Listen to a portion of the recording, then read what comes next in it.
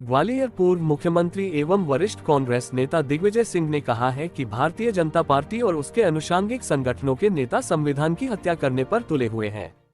हाल ही में आरएसएस प्रमुख मोहन भागवत ने 1947 में मिली देश की आजादी को सवालों के घेरे में खड़ा किया है। दिग्विजय सिंह ने कहा कि यह उन हजारों शहीदों और आजादी की लड़ाई में मारे गए लोगों का अपमान है जिन्होंने अपने प्राणों का उत्सर्ग किया था। दिग्विजय सिंह ने कहा कि देश की संवैधानिक संस्थाओं पर कट्टरवादी सोच हावी होती जा रही है। सभी संवैधानिक संस्थाओं में आरएसएस की मानसिकता से जुड़े लोगों को बैठाया जा रहा है। निष्पक्ष चुनाव ऐसे में होना बेहद मुश्किल है। चुनाव आयोग के प्रमुख को पूर्व में प्रधानमंत्री, नेता प्रतिपक्ष और सुप्रीम कोर्ट के मुख्य न्यायाधीश द्वारा चुना जाता था, लेकिन इसमें से मुख्य न्यायाधीश को हटा दिया गया है। अब केंद्र सरकार के चाहे गए व्यक्ति को ही इसका प्रमुख बनाया जा रहा है, जो सरकार के साथ एक एजेंट के रूप में काम कर रहा है। उन्होंने महाराष्ट्र और हरियाणा विधानसभा चुनाव का हवाला देते हुए कहा कि इन चुनाव में जमकर धांधली की गई है। 6 महीने में ही महाराष्ट्र में 47 लाख वोटर बढ़ा दिए गए, और जब कांग्रेस इन मतदाताओं की सूची मांग रही है तो न तो महाराष्ट्र सरकार और न ही चुनाव आयोग इसकी कोई पहल कर रहा है। उन्होंने कहा, ईवीएम पर सवाल उठाते हुए कहा कि बैलेट पेपर से चुनाव नहीं करा सकते तो कम से कम वोट डालने वाली पर्ची मतदाताओं के हाथ में दी जाए, जिससे वह अपने मत के प्रति निश्चिंत रहे कि उन्होंने जिस व्यक्ति को वोट दिया है वह उसी को गया है। ईवीएम पर तमाम सवालों के बावजूद सरकार ईवीएम के प्रेम के चलते लोगों की जन भावनाओं की बेकदरी कर रही है।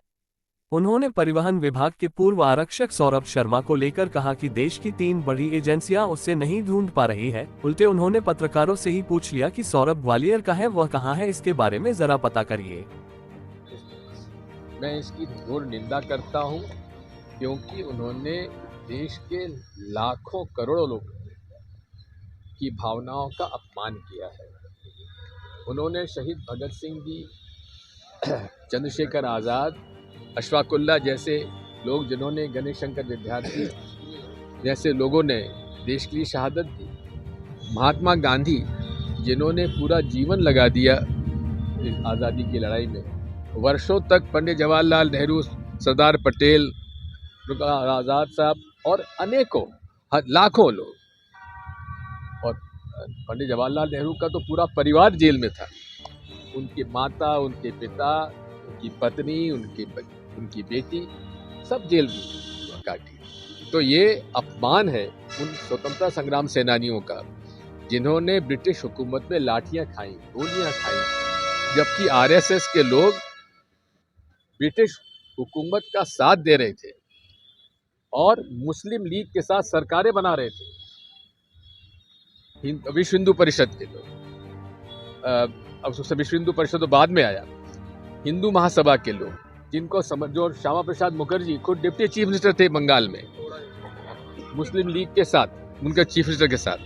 तो ये अपमान किया है मोहन भागवत जी ने, उनको माफी मांगना चाहिए। सौरभ शर्मा केस में क्या कहेंगे? ज्योतिरादित्य सिंधिया ने कहा है कि आप टारगेट कर रहे हैं, आप जीवन चला गया मेरे पिता को टारगेट करते हुए। आप एक उदाहरण बता दीजिए जहां मैंने लेट महाराज के खिलाफ कोई एक शब्द कहा हो। माधवराव जी सिंधिया को मैं लाया था कांग्रेस पार्टी में, अर्जुन सिंह जी, हम उनको कांग्रेस में लाए और कांग्रेस पार्टी ने उनका पूरा सम्मान दिया, मिनिस्ट्री दी, हर तरह से उनका सम्मान किया। जहाँ तक ज्योतिरादित्य सिंधिया जी का सवाल है, मैंने हमेशा उनको अपने बेटे के समान बताया। अब वो हमारी पार्टी से बाहर निकल के चले गए और वो सब वो कह रहे हैं जो कि उन्होंने जिसका विरोध किया था, उल्टी बात कर रहे हैं। उन्होंने खुद ने कहा था भारतीय जनता पार्टी जो आईएसआई की पार्टी है, आईएसआई क्या पाकिस्तान इंटेलिजेंस की पार्टी है, और उसी पार्टी में आप शामिल हो गए तो हम नहीं कहेंगे क्या? धन्यवाद। सौरभ शर्मा केस में क्या कहेंगे? अभी तक कुछ शांत हो गया था। ये है कहाँ सौरभ शर्मा? वो भी ग्वालियर का है, ढूंढ के दिखाइए, बताइए कहाँ पर है।